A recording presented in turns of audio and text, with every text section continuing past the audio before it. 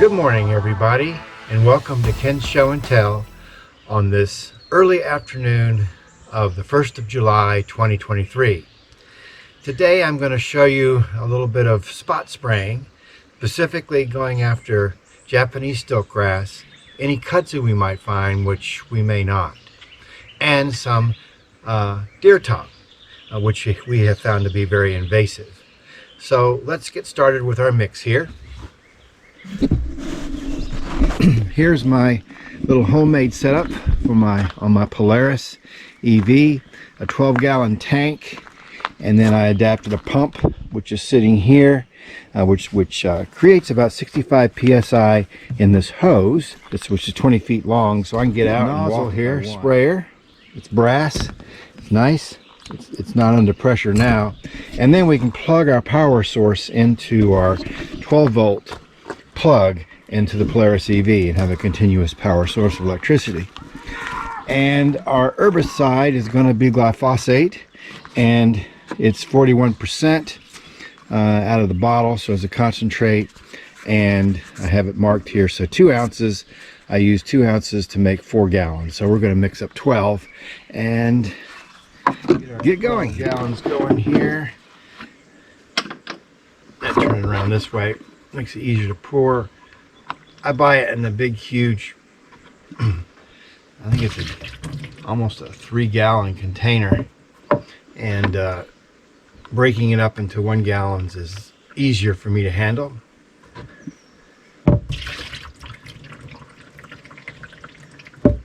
Okay, so 3 of these gives me my full tank of 12 gallons.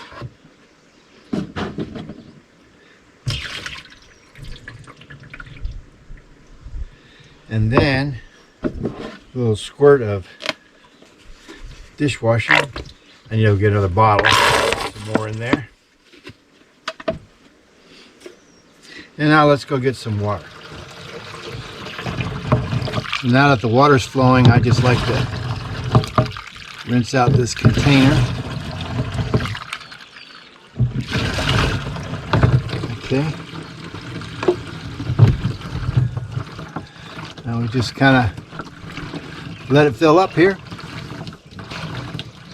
I like to run it slowly, the water. That way it minimizes the foaming up action of the soap. You'll see it coming. See, it's coming up already. Almost 4 gallons. See the foam coming up from the soap. I think this stuff I buy already has a surfactant, but I go ahead and add the dishwashing liquid to it anyway, because it seems to work better.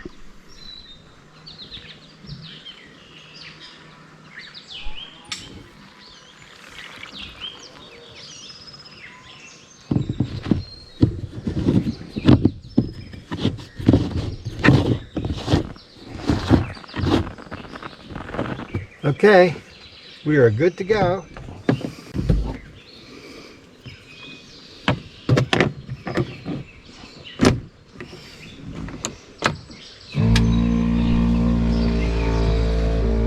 All right, she's priming and pumping.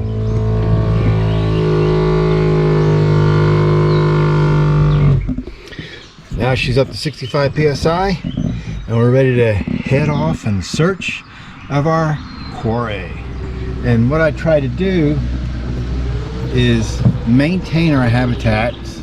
We have multiple habitats in such a way that we have, well, I can battle the invasives that I've already identified to you that I'm battling. I'm sure there's others, but those are the fights I've chosen, and then allow the other things just to kind of flourish. So people might call these things weeds. I call them wildflowers, but weeds and wildflowers are one. This is a mixture of Japanese stilt grass and Virginia cutgrass.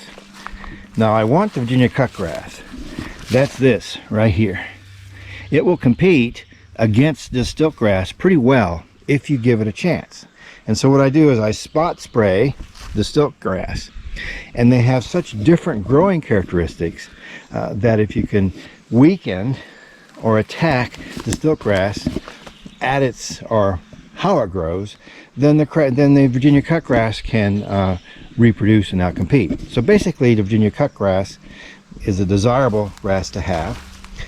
It's not invasive, and it's a perennial, and whereas the Japanese stilt grass is an annual.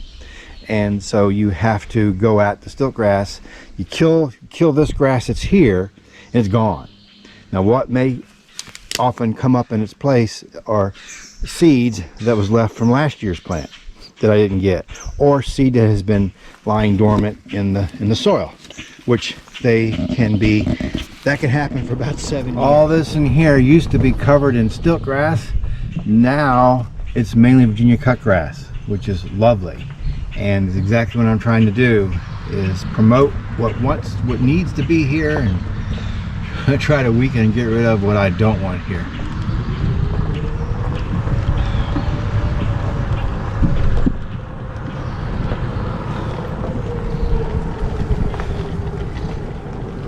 We'll go up in here. Now, I've already been all up on that hillside. It gets really steep up in there. I've been through all that looking specifically for stilt grass and wineberry. And this right in here, I sprayed a few days ago. We'll just continue on through here. I keep these trails open with my 53 Ford tractor and my 5-foot Woods brush bull to give me access to do things like this up here.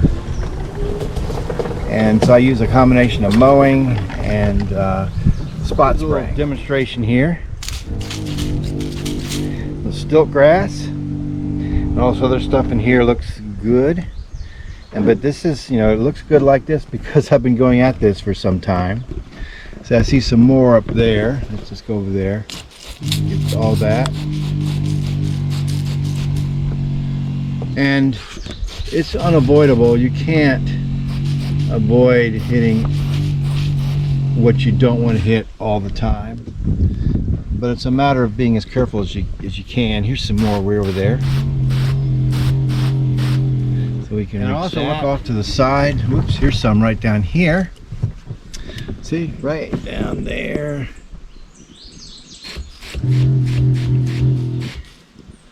Okay, some more down here, and I look up in the sides as well, trying to find.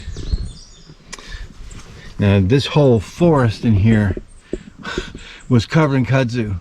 Look, there is nothing in here now. I found a sprig up there, up further, which I'm not worried about. I'll get later. There's some nasty little rascals trying to hide. You get used to spotting these things. Oh, look at this. Here's one hanging out right here. You get one, and you've taken care of at least 100 babies. That is, each plant can produce seeds in excess of 100 each. Now, right back in there, I can see some. So let's back up and go in there. They will be there no more. They're hiding down in there too. See them all in there? Yeah, so this is what you have to do. You have to kind of stay on top of it. And that used to all be. Let's go up a little bit further and just kind of investigate.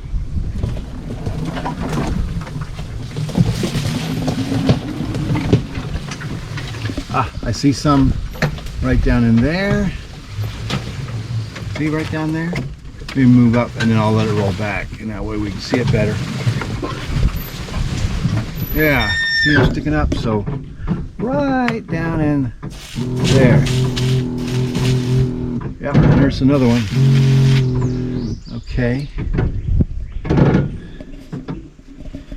Alright, things are looking pretty good. See that I was up there last year, big patch I took care of.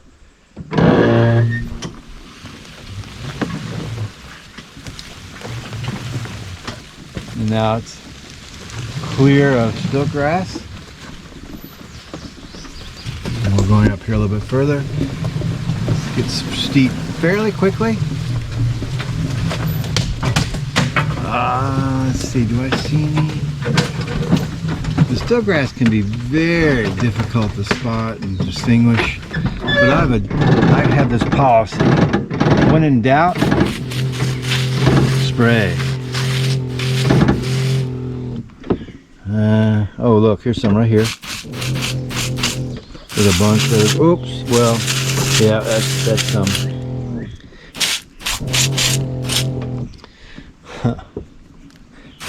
It's kind of fun. I've kind of turned this into a look. There's young wineberry.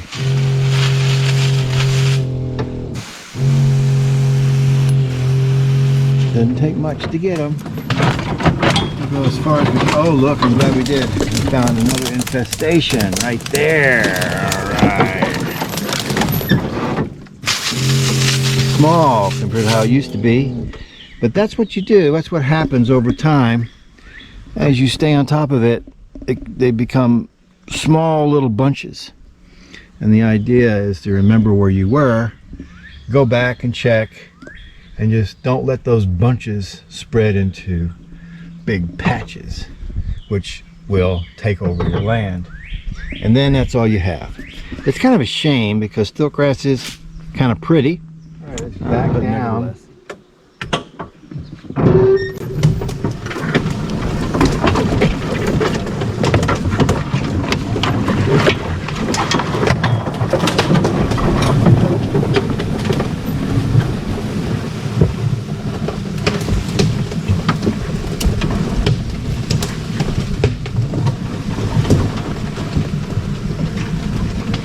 Another thing that's nice about these different power applications is that when you have it in low like this, you've got a lot of regenerative braking going on, which makes driving in this rough terrain. Okay, here's some more of this sneaky stuff.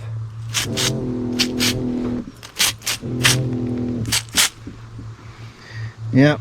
See, you can see why this is a never-ending battle, because it's easy to miss these kind of plants here, these small ones. But I tell you what, that one plant there can propagate 100+ seeds, and then there you go. You've got another 7 years battle on your hands. Let's just see. We'll just. Oh yeah, you can see that, can't you? Yeah, right there.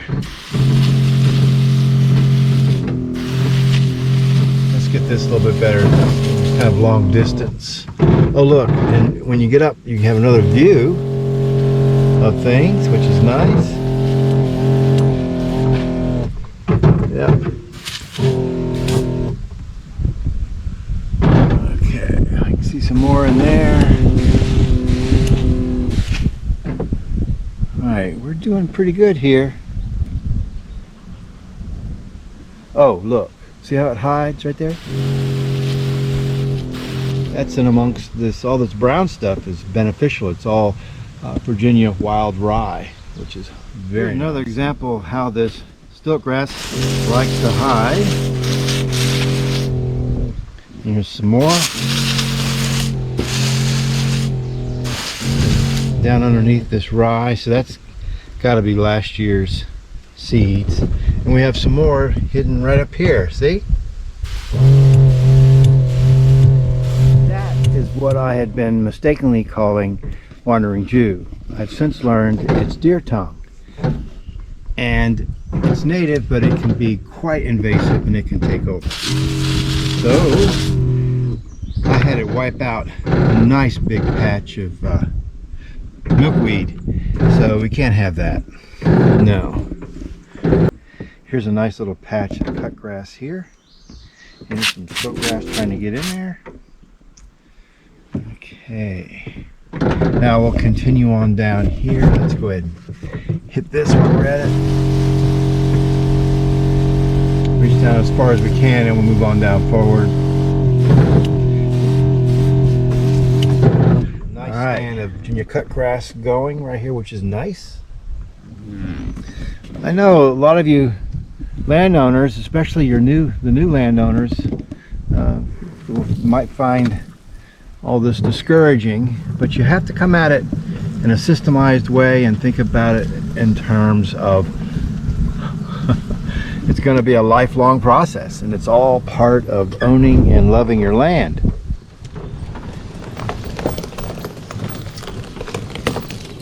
This sure beats carrying a backpack around, I'll tell you what. Here's one. Lurking amongst the good stuff. Oh, this looks alright. Alright, let's just go. Oh, look, right, I see right here. Okay. Alright, now look. Okay, and then we'll go over here.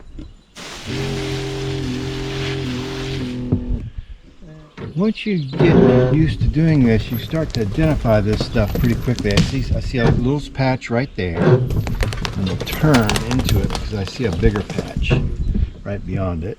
Ready? Okay. Now we'll go over here.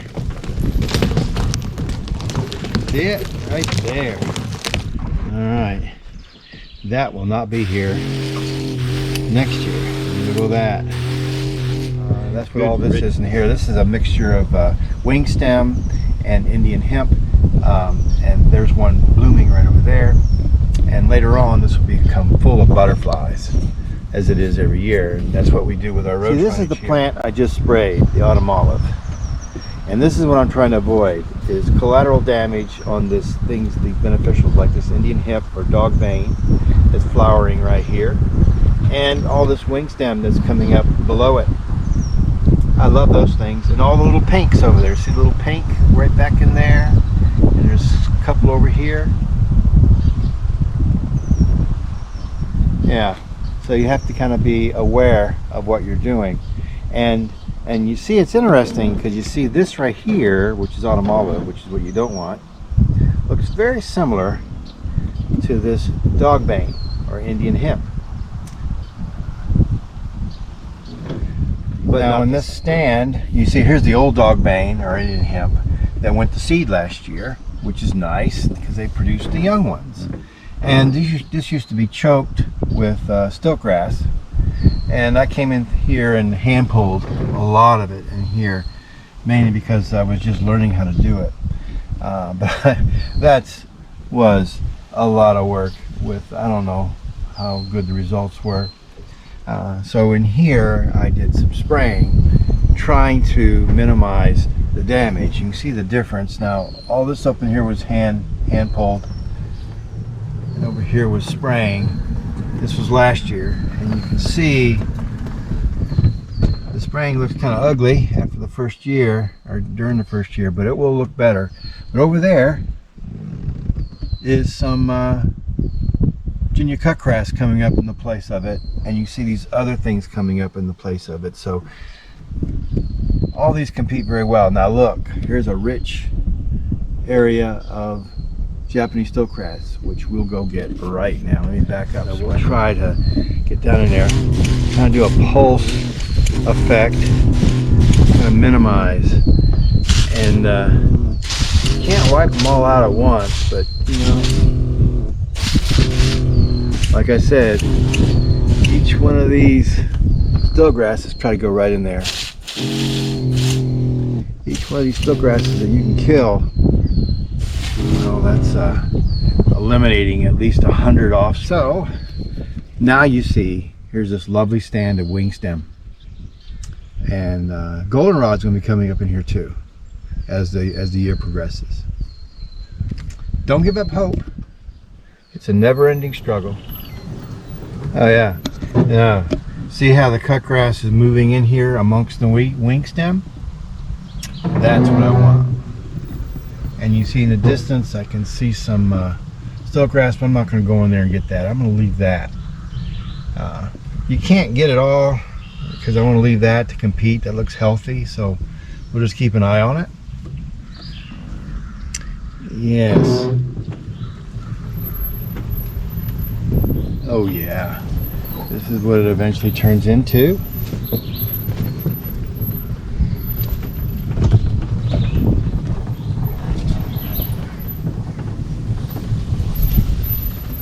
See how nice this is. It's going to be full of blossoms in a few weeks. Come out here during that time and take y'all for a walk out through here. You'll like it.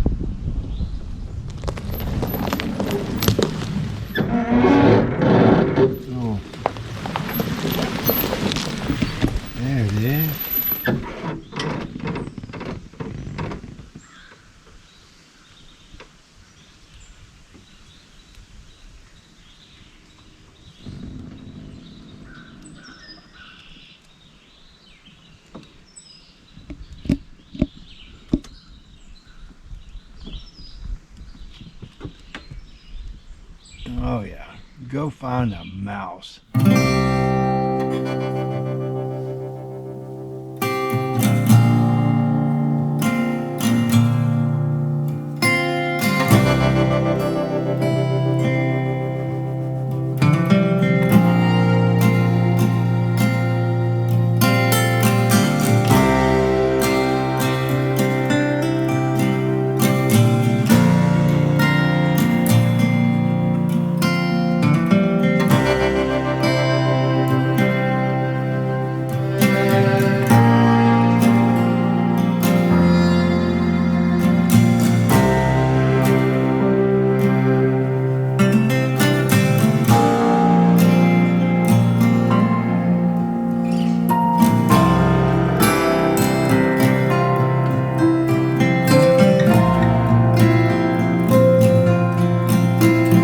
We're going to back right in there and go after all of that stilt grass.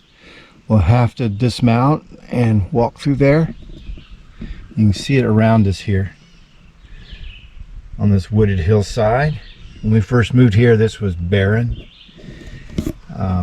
highly eroded, overly grazed. We call this Indian Hill because we have found artifacts on here. Arrowheads, pipes, things like that. And we've planted trees and we've let this stuff grow. And now the erosion's under control and it's a wonderful piece of wildlife habitat. Let's back up. I can't come through here. So one strategy that I have is I try to get into these really inaccessible places as best I can and spray, and then I make a middle note and come back in the winter with my chainsaw and cut myself some paths to give me better access.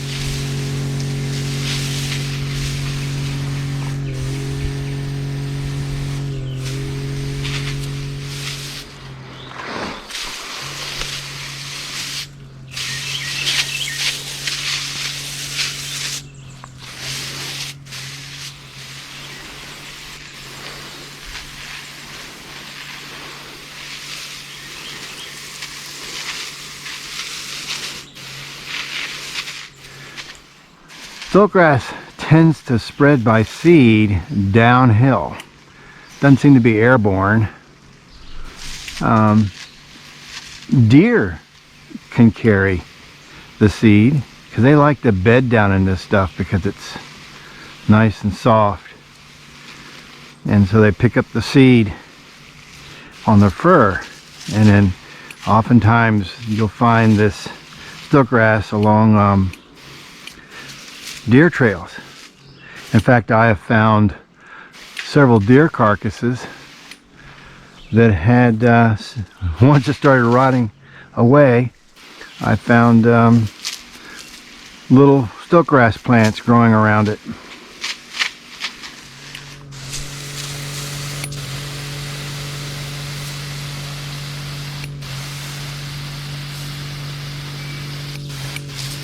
This is what I'm getting this year. Sprayed all of this right here. I was able to reach pretty far, but I still have all that over there to get, which I can't get unless I cut myself a path from down here, from up here, which I'll do over the winter. And I have this marker here which lets me know how far down I came basically, and in this winter I'll figure out a way to cut myself a path down in here. So we're about 20 feet, a little bit more than 20 feet from the Polaris. So I'll walk back up this hill of the Polaris and then kind of go down that way some more and get down as far as I can from up there.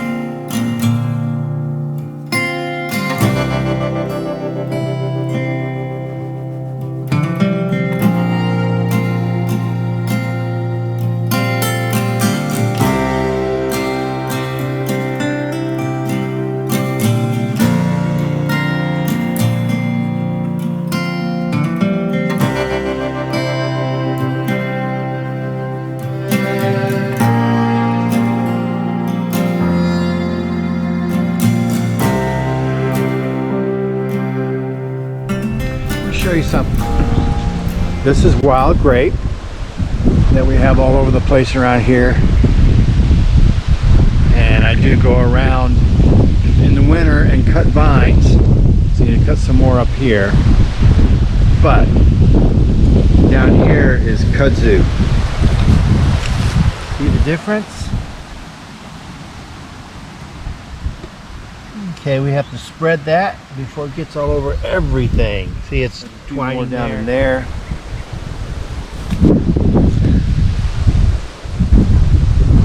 Going up. And there's some more down there. So we will get that. There it is.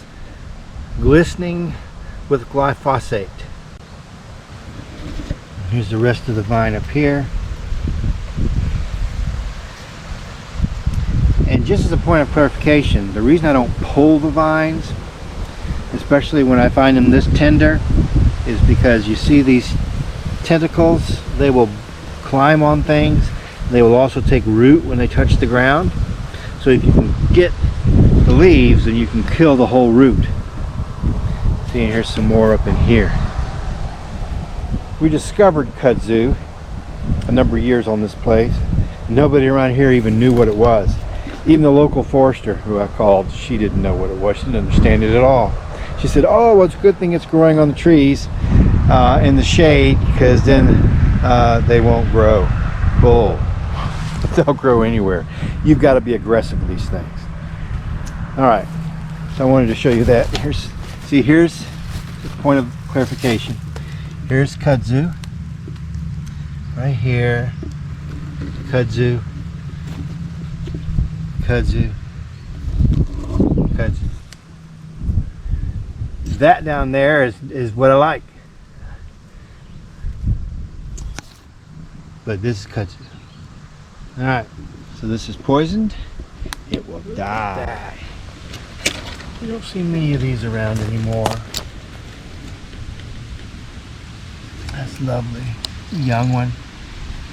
I'm not going to pick it up and see what sex it is, but I imagine it's a little female. Looking at its color of its eyes, but you know, you can't really tell. That way, you need to pick it up and look at the shell, but I don't want to disturb it any more than what I am.